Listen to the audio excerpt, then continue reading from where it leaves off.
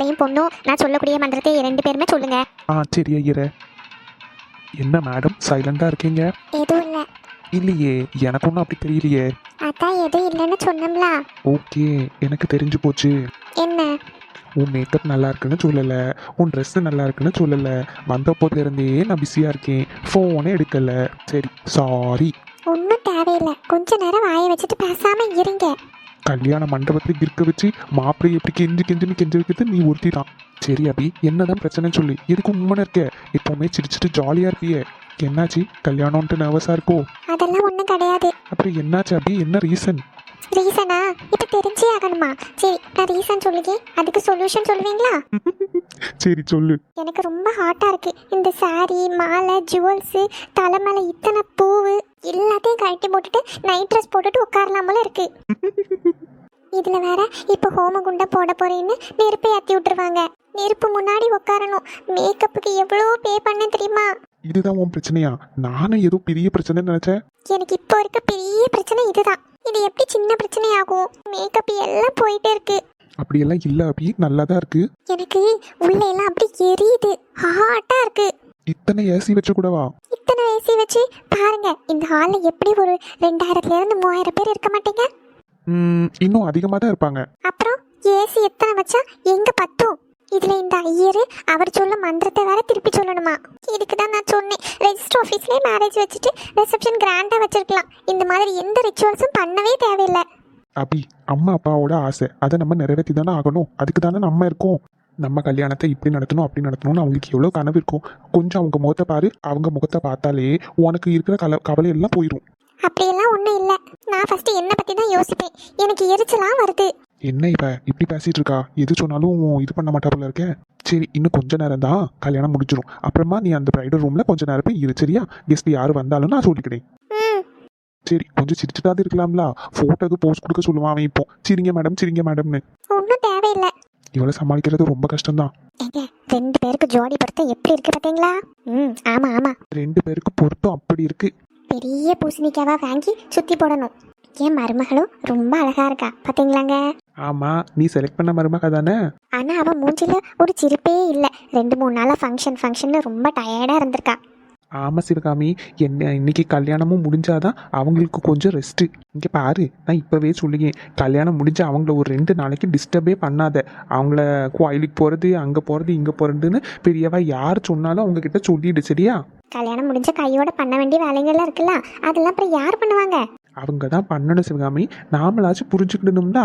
ஊர்ல இருக்கிறவங்க ஒவ்வொன்றா சொல்லுவாங்க, நம்ம அதெல்லாம் கண்டுக்கப்படாது. பிள்ளைங்க 2 பேரும் நல்லா ரெஸ்ட் எடுக்கட்டும், அதுக்கப்புறமா நம்ம அது பண்ண வேண்டிய வேலைகள் எல்லாம் பண்ணலாம். விருந்துக்கு போறது அது இதுன்னு ஒரு வாரத்துக்கு யாரையும் டிஸ்டர்ப் பண்ணக்கூடாது. நமக்கும் நல்லா ரெஸ்ட் தேவைப்படுது. நாமளும் 2-3 நாளா ஒரே அலைச்சல்ல எனக்கெல்லாம் முட்டி என்ன வலிக்கு தெரியுமா? கல்யாணம் முடிஞ்ச கையோட ஆஸ்பத்திரியில போய் காட்ட வேண்டியதான். சரி, கல்யாணம் நடக்க நேரத்தில் ஆஸ்பத்திரி அது இதுன்னு சும்மா இருங்க. ஏங்க, என் பொண்ணை பாருங்கங்க, இப்பதான் பிறந்த மாதிரி இருக்கா. அதுக்குள்ள அவளுக்கு கல்யாணம். அட நீ வேற, எனக்கு நம்ம 2 பேரும் கல்யாணமே இப்பதான் நடந்த மாதிரி இருக்கு. நீங்க அவ்வளவு தூரம் போயிட்டீங்களோ? ஆமா ரத்னம், இப்பதானே நமக்கு கல்யாணம் முடிஞ்ச மாதிரி இருக்கு. அதுக்குள்ள நம்ம குழந்தை பிறந்து அவ ஸ்கூலுக்கு போய் காலேஜுக்கு போய் இப்போ கல்யாண பொண்ணாட்டம் நம்ம முன்னாடி இருக்கா. அவளும் இப்பதான் பிறந்த மாதிரி இருக்கு. என் பிள்ளை இன்னும் அடுத்த வீட்டுக்கு போறான். உங்களுக்கு இது கவலை, எனக்கு அந்த வீட்டுல போய் அவ எப்படி இருக்க போறாளோ நினைச்சு அது ஒரு கவலை. அதெல்லாம் என் பிள்ளை அழகா குடும்பம் நடத்துவா, நீ வேணும்னா பாரு. செல்லம் கொடுத்து கொடுத்து கொடுத்து அவளை ஒரு வழி பண்ணி வச்சிருக்கீங்க. நீங்க போற இடத்துல நல்லா சந்தோஷமா இருந்தா சரிதான். ரத்னா, என் பிள்ளை முகத்துல ஏதோ வாட்டம் தெரிய. 2-3 நாளா சரியா உறக்கம் இல்லல்ல, அதுக்குதான் இப்படி இருக்கா. மத்தபடி ஒண்ணும் கிடையாது, அவன் நல்லா ஜாலியா தான் இருக்கா. ஆமா, அது சரிதான். இந்த ஐயரு சீக்கிரம் பூஜைகளை எல்லாம் முடிச்சிட்டு தாலி கட்டு வச்சா நல்லா இருக்கும்.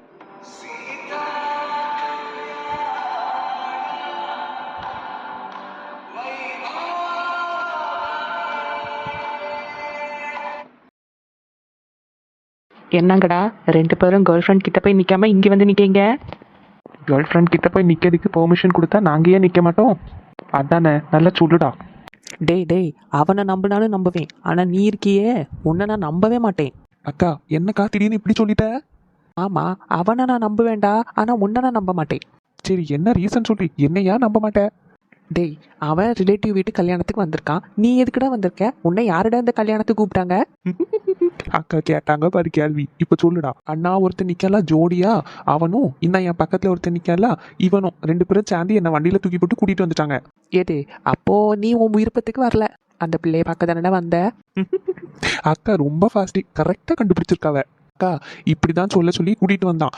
யாரு கேட்டாலும் நாங்க 2 பேரும் கூட்டிட்டு வந்ததா சொல்லுங்க, என் விருப்பத்துக்கு நான் வந்தேன்னு சொல்லவே சொல்லக்கூடாதுன்னு ப்ராமிஸ்லாம் வாங்கினான். அட பாவி ஆதி. இவனை பத்தி எனக்கு நல்லா தெரியும். இவன் அந்த சுவாணி பிள்ளைய பார்க்க தான் வந்திருக்கான். அவ கூப்பிட்டு தானே நீ வந்த. அக்கா தயவு செஞ்சு அப்படி மட்டும் சொல்லாதீங்க, நான் வர விஷயம் அவளுக்கு தெரியவே தெரியாது. சரி, இங்க வந்ததுக்கு அப்புறம் அவளை போய் பார்த்து பேசுனியா? அதெல்லாம் பண்ணேன். எது? இல்ல அதெல்லாம் பண்ண ட்ரை பண்ணேன், ஆனா நடக்கல. நீ சொல்லத நான் நம்பணும். நிஜமாக்கா, காலையிலே ஃபங்க்ஷனுக்கு எல்லாரும் ரெடி ஆயிட்டு இருந்தாங்க. ஒரு ஓரமா நின்று பார்த்தேன், ஆனா பேச முடியல. முடிஞ்சிருந்தா லைட்டா பேசியிருப்பேன்க்கா. ஏய், கல்யாணம் முடிச்சு திருப்பி வீட்டுக்கு போற வரைக்கும் அவகிட்ட பேசினதை நான் பார்த்தேன், அவ்வளவுதான். சரிக்கா பேச மாட்டேன், ஆனா தூரமா நின்று லைட்டா சைட் அடிக்கலாம்ல. டேய், எப்படிதான் இப்படி மாறிட்ட நீ? இப்படியெல்லாம் கிடையவே கிடையாதே. அதெல்லாம் மாறிட்டேன் என் ஜோனியை பார்த்ததுல இருந்து. சரி, கல்யாணம் முடியட்டும், அப்புறம் வச்சுக்கிட்டே உன்னை. நீங்க வேற அத்தான் கிட்ட நின்று பேசி எதையாவது உளறி வச்சிடாதீங்க, அப்புறம் அவ்வளவுதான் நான் காலி. அந்த பயம் இருந்தா சரிதான். என்ன ஆதி, நீ உன் கேர்ள் ஃப்ரெண்ட் கிட்ட போய் நிக்காம இங்க வந்து இவன் கூட நின்றுட்டு இருக்க? இவனோட லவ் மேட்டர் தான் வீட்டில் தெரியாது, சீக்ரெட்டுன்னு சொல்லலாம். ஆனா உனக்கு அப்படி கிடையாதே. அதான் எங்க அத்தைக்கு பிடிக்கணுமே, அவங்களுக்கு தான் நான் பக்கத்துல போய் நின்னாலே பிடிக்காது. அதுக்கு தான் நான் இங்கே வந்து நின்ட்டேன், இவனுக்கு கம்பெனி கொடுக்கலான்னு. அதுவும் ஒரு கணக்குல நல்லதுதான். பேசாம இங்கே நின்னுங்க. ஏங்க, கல்யாண பொண்ணு மாப்பிள்ளையும் சூப்பரா இருக்காங்கல்ல. எவ்வளோ அழகா மணமேடையில் உட்காந்துருக்காங்க பாத்தீங்களா? ஆமா நல்லா தான் இருக்கு. நீ கொஞ்சம் அவசரப்படாம இருந்திருந்தா நம்ம கல்யாணமும் இப்படிதான் நடந்திருக்கும். எங்க வீட்டில் தான் ஒத்துக்கிடலையே, எங்க வீட்டில் ஒத்துக்கிட்டாதான் இந்த மாதிரி நடந்திருக்கும். இப்போ உங்க அம்மா அப்பாவும் ஒத்துக்கிட்டாங்களா, அன்னைக்கு கொஞ்சம் பொறுமையா இருந்திருக்கலாம். சரி விடு, இப்ப அதை பத்தி பேச எதுக்கு. ஆமா, கொஞ்சம் பொறுமையா இருந்திருந்தா இவ்வளோ அழகா கிராண்டா கல்யாணம் நடந்திருக்கும். இவ்வளோ கிராண்டா நடந்திருக்குமா தெரியல, ஆனா ஓரளவுக்கு நடந்திருக்கும். பரவாயில்ல, இப்ப பேசி என்ன ஆவதுக்கு. சரி, நந்தினி கல்யாணமாச்சு இப்படி நடக்கட்டும். அதுகிட்ட பேசிட்டியா? அவன் தான் வந்துட்டாம்ல. ஃபங்க்ஷன் முடியட்டும், அப்புறமா பேசுவோம். எனக்கு எல்லாரோட ஃபேஸ் எக்ஸ்பிரஷனும் பார்க்கணும், அதுக்கு தான் சைலண்டா நிக்கேன். அம்மாவே டைரக்டா சொல்லுவாங்க. சரி. ஏ அம்மா, பிள்ளை எவ்வளவு நகை போட்டிருக்கு பாத்தியா? ஆமாம்மா, நானும் அதான் பார்த்துட்டே இருக்கேன். 100 பவுன் இருக்கும்னு நினைக்கிறேன். ஒவ்வொன்றும் என்ன கனமா இருக்கு. ஆமா, அப்போ அதுலேருந்து நான் அதான் பார்த்துட்டு இருக்கேன். அது போட்டே இந்த பிள்ளைக்கு கழுத்து வலிக்கும் போல இருக்க. நகை ஒரு பெரிய பிரச்சனையா தான் இருக்கு. ஏம்மா, எவ்வளோ பெரிய இடம் பிள்ளை போட்டிருக்க. நகையை பாரு, நகை, பட்டுச்செல்லாம், மேக்கப்பு, டெக்கரேஷனு, இப்படியே மண்டபத்தில் ஒரு 5000 பேராச்சும் இருப்பாங்க. நம்ம பையனுக்கு இதே மாதிரி பெரிய இடத்துல பார்க்கணுன்னு கடைசியில் வாடுகாடி தங்கச்சியை கட்டி வைக்க வேண்டியதாக இருக்கு. இவன் வந்து பேசினது அப்படியே என் வீட்டுக்காரவையே உருவியாச்சு. என் தங்கச்சி மவளுக்கு தான் கட்டி கொடுப்பேன் என் பையனேன்னு அழுது ஆர்ப்பாட்டம் பண்ணி கடைசியில் சம்மதத்தை வாங்கிட்டு என்கிட்டே வந்து நிற்கான். சரி, என் பையனுக்கு எவ்வளோ நல்ல பொண்ணு பார்த்துருக்கலாம். இந்த குடும்பத்திலேயே எதாவது பொண்ணு இருக்கான்னு பார்த்து அழகாக கட்டி வச்சிருக்கலாம். போய் இவ பொண்ணுக்கெல்லாம் கட்டி கொடுக்க வேண்டியதாக இருக்கு. மைனி, பொண்ணுக்குள்ள ட்ரெஸ்ஸு ரொம்ப நல்லா இருக்கு பார்த்தீங்களா சாரி? ஆமாம் சிந்து, நல்லா இருக்கு. என்கேஜ்மெண்ட்டை வைக்கும்போது நந்தினிக்கும் இந்த கலரில் தான் எடுக்கணும்னு நினச்சிருக்கேன். Pink colour. இந்த பொண்ணு மாதிரியே நந்தினி நல்ல கலர்லாம். அவள் கலருக்கு இந்த பிங்க் கலரு நல்லா சேரும் பத்தியா மைனி? ஆமாம். இதையே வரட்டும். வந்ததுக்கு அப்புறம் தான் நந்தினிக்கு நிறைய நகை எடுக்கணும், இந்த மாதிரி சாரி எடுக்கணும், பெரிய பெரிய நகையெல்லாம் வாங்கணும். என்னதான் நினச்சாலும் இந்த வீட்டில் அந்த பிள்ளைக்கு போட்டிருக்க மாதிரி அவளுக்கு நீ போட போகிறது கிடையாது. எவ்வளவு தங்க நகை, எவ்வளோ காஸ்ட்லியான புடவை கட்டினாலும் ஓடுகாலு தங்கச்சி தானே. சே, எப்படியாவது இந்த கல்யாணத்தை நிப்பாட்டினால எனக்கு நிம்மதியாக இருக்கும். என் பையன் எவ்வளோ படிச்சிருக்கான், ராஜா மாதிரி இருக்கான். இவ பொண்ணை கட்டி வைக்கணும்னு நினச்சேன் பத்தியா? அதுதான் நான் பண்ண பெரிய தப்பு. எடி, இங்கே கல்யாணம் நடந்துட்டு இருக்கா, அங்கேயே சாப்பாட்டு ஒரு சைடு நடந்துட்டு இருக்கு. அதுக்கு முன்னாடி பந்தி வச்சாச்சா? ஆமாம், 5000 பேர்கிட்ட வருவாங்கல்ல, அதனால ஒரு பக்கம் ஃபங்க்ஷன் நடக்கு, ஒரு பக்கம் சாப்பாடு பந்தி ஆரம்பிச்சாச்சு. பசிக்க உடையவங்கெல்லாம் போய் சாப்பிட இருப்பாவ. நம்ம ஊர்ல எல்லாம் தாலி கட்டு பார்த்ததுக்கு அப்புறம் தான் சாப்பிட போவாங்க. பெரிய கல்யாணம்ல லட்சுமி, அதனால தான் பாதி பேருக்கு இங்கே இருக்க இடம் இருக்கும் இருப்பாவ. நான் நம்ம நிற்கம்ல, காலையிலேயே வந்து நமக்கு இருக்கிறதுக்கு இடம் கிடைக்கல. நிற்கக்கூடிய பாதி பேர் சாப்பிட போயிடுவாவ. இந்த மண்டபமே எவ்வளோ பெருசா இருக்கு, இதுல யாருக்கும் இருக்க கூட இடம் பத்த மாட்டேங்குது. இதுக்கும் பெரிய மண்டபத்தை தான் பார்க்கணும். அந்த கவலையெல்லாம் நமக்கு இருக்கு. நம்ம இவ்வளோ ஆட்களை கூப்பிட போறோம். அதுவும் கரெக்டு தான்.